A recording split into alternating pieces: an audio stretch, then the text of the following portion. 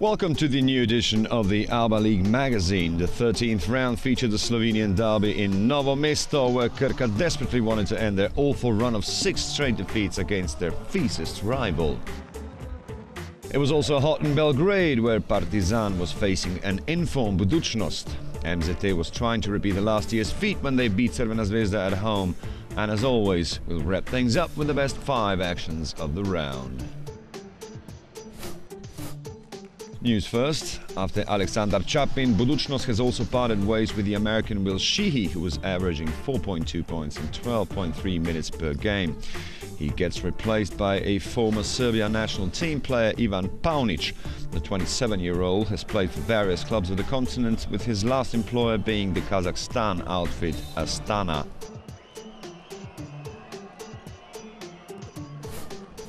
MZT Skopje reinforced their ranks with the Macedonian national team centre Predrag Samardziski, and Igokea has also recruited the American Deshaun McClure.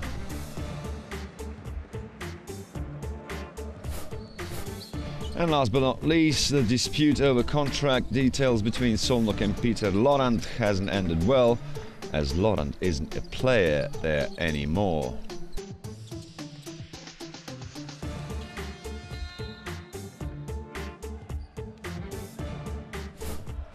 And the last news, coming into our editorial just about time, Stefan Sinovic is not a Szolnok player anymore. He gets a new club in Skopje, MZT.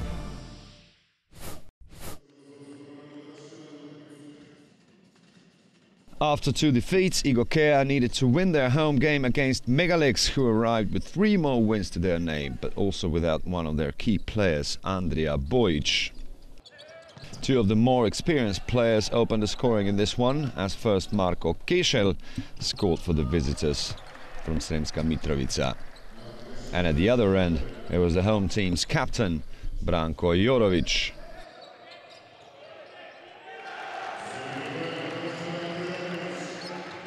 Igokea took the lead of 9-6 when Jorović scored his second 3-pointer already.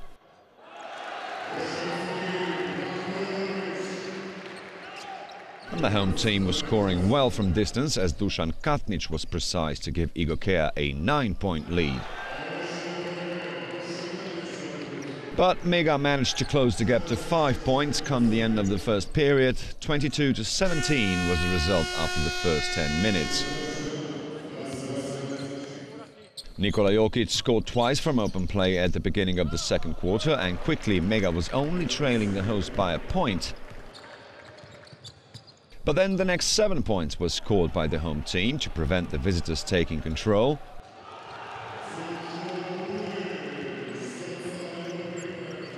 Still, both teams were close after the first 20 minutes, with only 4 points between them, as the first half ended with 34. Igokea was again 8 points to the good when Đorđe Milošević first stole the ball and then scored from the counter-attack. Another counter-attack quickly followed, and from it Branko Jorović put his team's lead in double digits for the first time in the match.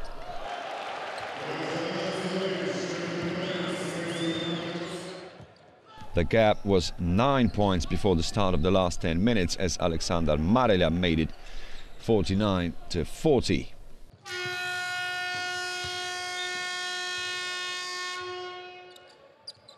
At the start of the last quarter, Igokea was quick to escape back to a 10-point lead through Jonathan Jones and his 3.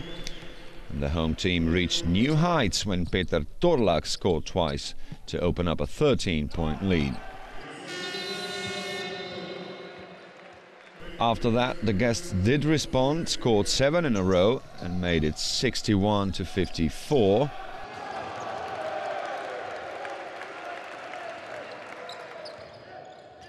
Some 3 minutes before the end of the game, Nenad Miljenovic scored and closed the gap to just 5 points to give the visitors some extra hope.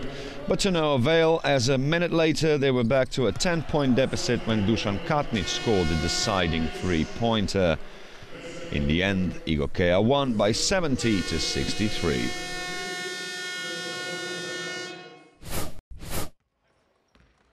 A lackluster newcomer to the league, Levski hosted the reigning champion of the league, Cibona, in Sofia, looking to build up on that sole win so far. They started well enough though, with 2 successful shots from distance. And it was courtesy of Pavlin Ivanov who put Levski 6-0 in front. But it remained just a good opening though, as Cibona was already in the lead by the time Jure Lalit scored that 8th point. And the visitors were also in front after the first 10 minutes, when Marko Jagodic Kurija made it 18-12.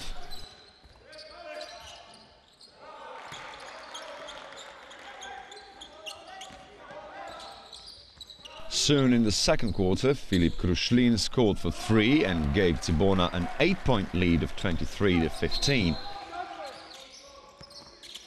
Cibona was better throughout the quarter, and when Marin Rozic scored 2 of his 17-point tally altogether, the team from Zagreb was 10 points to the good for the first time in the match.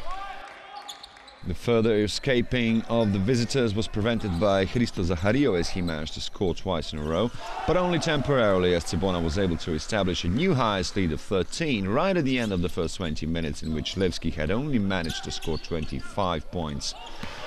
Soon after the interval, Damir Markota made sure the gap would get to 16 points when he scored with 3.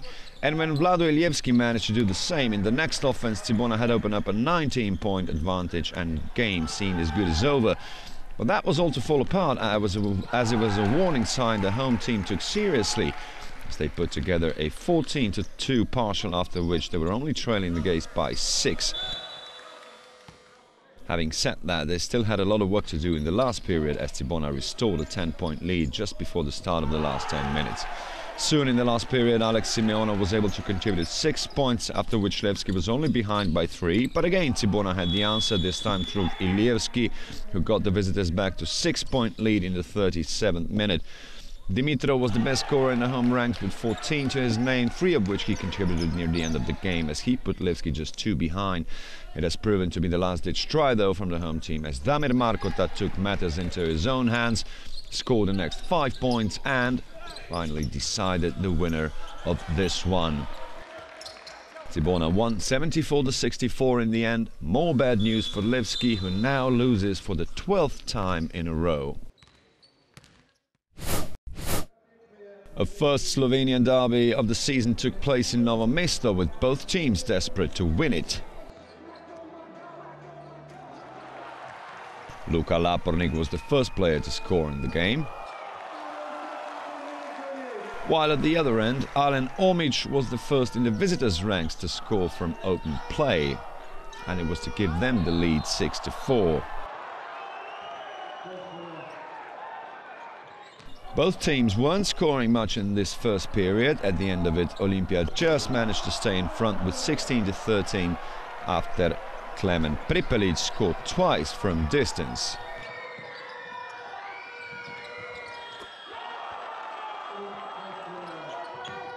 Both captains made sure things remained tight in the second quarter, as first Dino Muric scored 7 in a row to put Olimpija 3 in front. But Krka's response was to score the next 9 points, and after Hukic's points, the home team was nursing a 6-point lead for the first time in the game. That said, it was the team from Ljubljana with a better finish to the half, as Dino Muric made it 32 apiece after the first 20 minutes. Marko Marinovic had great problems with Krka's defense in this game, as he was only 1 for 9 from open play, but as it turned out, only his 3-pointer of the game was the only shot from open play from the visitors in the entire quarter. Krka wasn't doing much better either, as Malcolm Armstead was one of the few players who scored in this period. Krka won the third quarter by 12-6 and also had a 6-point advantage before the last 10 minutes of the match. Then a great opening of the last quarter by Nebojša Joksimovic, who scored 6 in a row, including 4 points in one offense when he managed to score from distance and draw a foul as well. At the other side, Paolo Marinelli was just keeping Olimpija in it, as he closed the gap to 9 points with a 3. But this game was also a game of Matej Rojce's career, and by the time he scored 2 consecutive 3-pointers, Krka had opened up a 17-point lead. Nebojša Joksimovic was crucial in the last period as he scored all of his 14 points in the last 10 minutes, and when he scored and drew a foul as well, the Slovenian champion was already 21 points to the good and the Slovenian derby was decided. Krka won the last period by 27-16, and as many as 23 of those points were contributed by just two players, Joksimovic and Rojc. Only two players in the visitor camp broke the 10-point barrier, both of them in the last minute of the game, Dino Muric and Alen Omic, who was also the player setting the final score of 71-54. So Krka finally wins for the first time after almost 2 months. Metalac from Valjevo started a run of 7 consecutive home games against Zadar, who was arriving on fine form.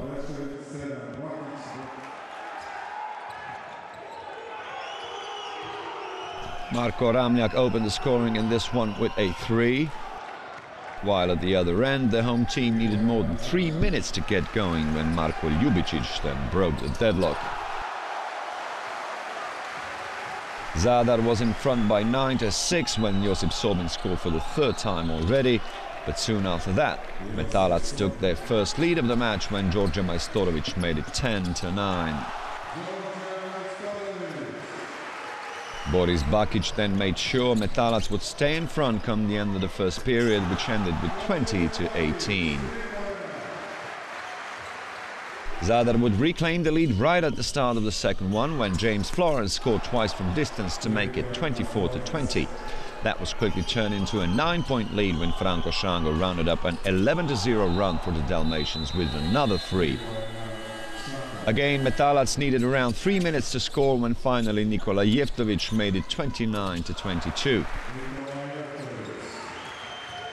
But immediately after the home team succeeded in closing the gap to just 4 points, Zadar scored 4 3-pointers in a row and escaped to 42-30. It was fitting the unstoppable James Florence would close the first half with another shot from distance, his 5th already, to set the result of 45-36 after the first 20 minutes. Metalac then opened the period well for a change and was quick to reduce the deficit to 4 points again after Majstorovic was successful, but there was no way of stopping Florence this time for the home team, and his 6th 3-pointer from only 8 attempts, Zadar was again 9 points to the good. Not for long though, as Boris Bakic made sure the visitors would stay in sight, with Metalac only trailing them by 2. But again, Florence responded with 5 in a row to give Zadar a 6-point margin before the last 10 minutes of the match. The margin between the sides was the same when Nikola Otašević made it 67-61, but soon the visitors continued with their long-distance barrage as Marko Ramljak made sure the gap stayed at 9. 3 minutes before time, Bakic drove nicely to the basket and closed the gap to 5 points to restore some hope for the home team, which was further reinforced a minute later when the home captain Dusan Kutlešić put Metalac within 3 points of Zadar. With 30 seconds remaining on the clock, Marko Ramljak picked up a loose ball and scored to give the visitors a 3-point advantage. But at the other end, Nemanja Todorovic scored for 3 as the home team had finally caught up with the visitors. Then both teams had a chance to win it in regular time, but both Ramljak and Jošilo squandered their opportunity respectively, and the winner would be decided in overtime. Florence was still going in at the time, and after his new point, Zadar had opened up a 4-point advantage.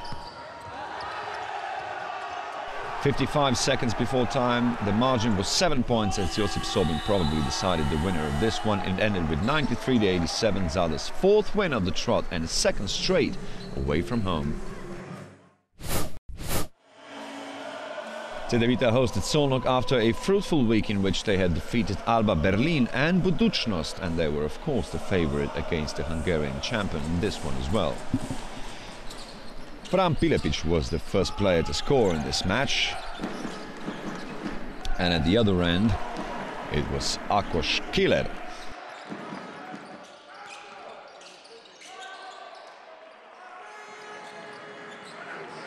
The 17-year-old Lovro Mazalin scored 7 points in this game, all of them in the first period, and when he dunked nicely it was to give his team the lead of 16-14. And this is a very nice piece of action by the young Mazalin. Ákos Kéler was playing well for the visitors, and as he was able to contribute 10 points in this period and finish the game on a record-breaking 19. Nothing between the teams after the first 10 minutes with 21 points apiece, and Szolnoki was the first to take the lead in the second quarter as Teddy Gibson scored from distance, but Cedevita was soon back in front, courtesy of their captain Roko Leni Ukic.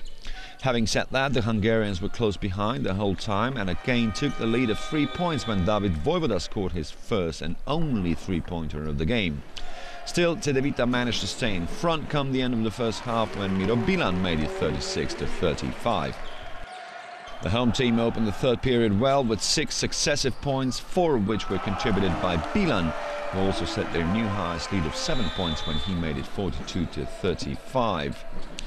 But Szolnoki's response was swift as they scored the next 7 points to immediately equal the score to 42, courtesy of the game's best scorer, Strahina Milošević, with 21 points to his name in the end. Still, Cedevita closed the period in a similar way it had opened it, and when Carlos Garnett scored twice in a row, the home team had equalled their highest lead of 7.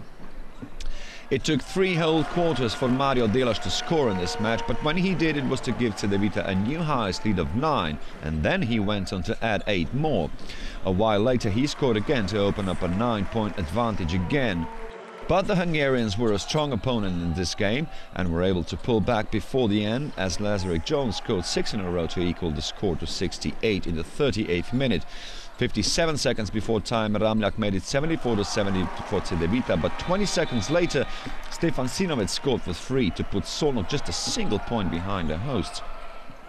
The tables had turned in the next offense for the home team as Bilan managed to miss both free throws as the Hungarians had the chance to win it, but then gave the ball to the wrong player as Christian Wittmann had previously missed all of his 5 shots from open play, and as fate would have it, missed his 6th one as well, and the win went to the lucky home team. Cedevita wins in the end by 74-73. The second place Buducnost arrived in Belgrade to face Partizan, who was again forced to play without the guidance of their suspended coach Duško Vujošević. Prior to this game, the Montenegrin champion had only suffered 2 defeats all season, while Partizan was defeated 6 times already, and the superiority of the Podgorica outfit was evident from the word go. They took the first lead through Suat Šehović and then held it for the rest of the game. It took almost 6 minutes for Partizan to score in this match from open play, when Miljenko Tepic then broke the deadlock to make it 9-4. Buducnost was in front by 12-4 when J.R. Reynolds scored Buducnost's second three-pointer, but Partizan was able to peg back when Milosavljević supplied the first three-pointer for the black and white. The visitors were in front by 19-16 after the first period. Soon in the second quarter, Buducnost reached a first double-digit lead of 13 points when Suat Šehović scored twice from distance.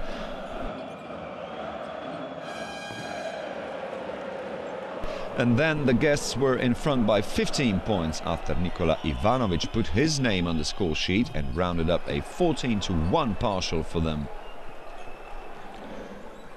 After Mačvan's points, Partizan was trailing by 11 points, but the margin was 13 come the end of the first half, which ended with 39-26. First thing in the second half was Omar Cook equaling Buducnost's highest advantage of 15, after which Partizan couldn't find the way to the basket for 3 minutes, when finally Dragan Milosavljević drove through successfully. Then the ex-Partizan player Čedomir Vitkovac scored twice in a row and Buducnost reached a new highest lead of 17 points. Sasha Pavlovic had an unconvincing performance with 8 points with only 3 and 14 from open play, but still he was able to contribute to a run of 9 unanswered points, after which the black and white had reduced the deficit to 7. That was also the margin after 30 minutes of play when it was 47-40. In the last quarter, Milosavljević succeeded in involving the crowd as he closed the gap to 6, when Mihailo Andrić did the same. A while later, the gap was further reduced to 5 points. But then, at a crucial point, Šehović managed to again score for 3, and that was then followed by 4 points from the free throw line, which had put Buducnost to a 12-point lead. Then Andrić was again successful for 3 and closed the gap back to 9 points. But that was really the end of it, as in the next offense, Darko Planic scored to put Buducnost 13 points in front, and the game was well and truly over. The end result of 72-61 was set by Luka Bogdanovic, for whom it was the only basket of the game. 7 defeats now for Partizan, while Buducnost records the 11th win of the season. 5,000 people turn up in the Jane Sandarski Hall in hopes MZT could repeat the feat from last year and defeat the still undefeated leading team of the league, Crvena Zvezda. The home team couldn't rely on the injured Ivan Marinkovic, but could on their newest acquisition and former player Predrag Samardziski. Marko Tejic got things underway with a 3, while the home team was in the middle of a slow start, with Sead Šihovic breaking the deadlock after 3.5 minutes. The visitors were already 9 points in front when Boban Marjanovic scored for the second time. When he eventually got replaced by Mike Cirbes, basically carried on with the good work, the German scored all of his 13 points in the first half. The first period, however, finished with Crvena Zvezda in front by 25-17. The first time the red and white held a double-digit advantage was at the start of the second period, when Luka Mitrovic made it 35-24.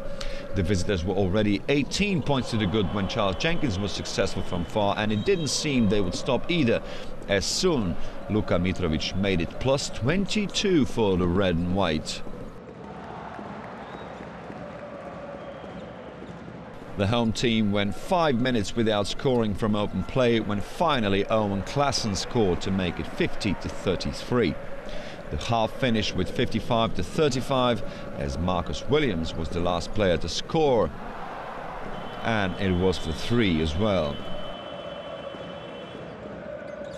MZT started the second half much better, as Aleksandar Cvetkovic was quick to reduce the deficit to 14 points, and soon after that Dion Dixon scored for 3, as MZT was only trailing Crvena Zvezda less than 10 points after a long time. And the home team slowly crept back into the game, as when Uroš Lučić scored for 3, MZT was only trailing Crvena Zvezda by 5, and that was also the margin come the end of the third period, which the home team won by 21-6. The first thing of the last quarter, Sead Šihovic scoring from another counter-attack, and the gap was just 3. And 7 minutes before the end of the game, MZT even managed to take the lead for the first time. But at that point, Crvena Zvezda did start to finally respond to the ongoing attacks from the home team, and through Jaka Blažić they were able to take the lead back. Then Predrag Samardziski made sure MZT would stay close behind, as he scored twice to make it 72-70.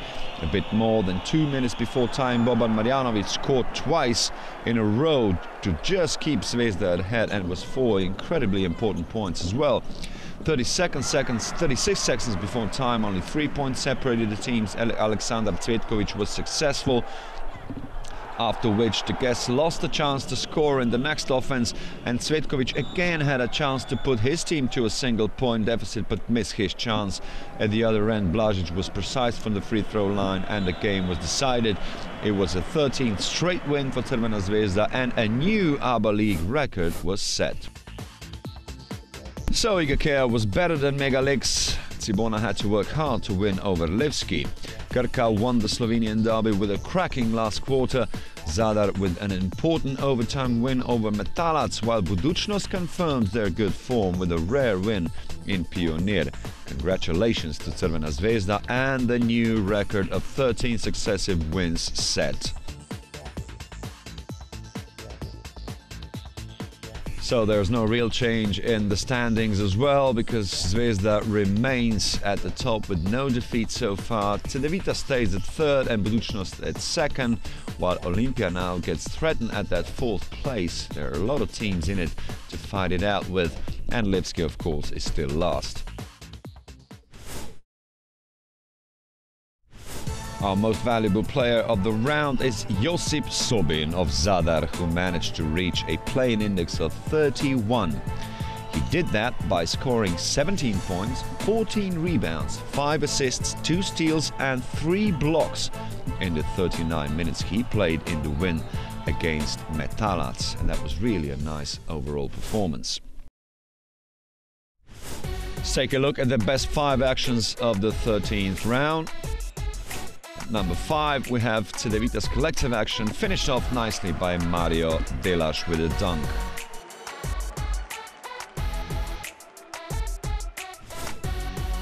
At number 4, we have Stefanovic for stealing the ball nicely and then dunking, of course, in the counter-attack.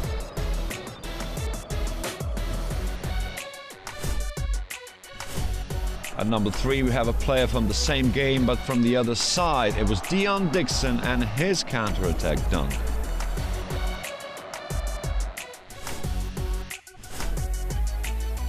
And the dunking wouldn't stop there, as at number 2 we have this nice action concluded by George Majstorovic from Metalac.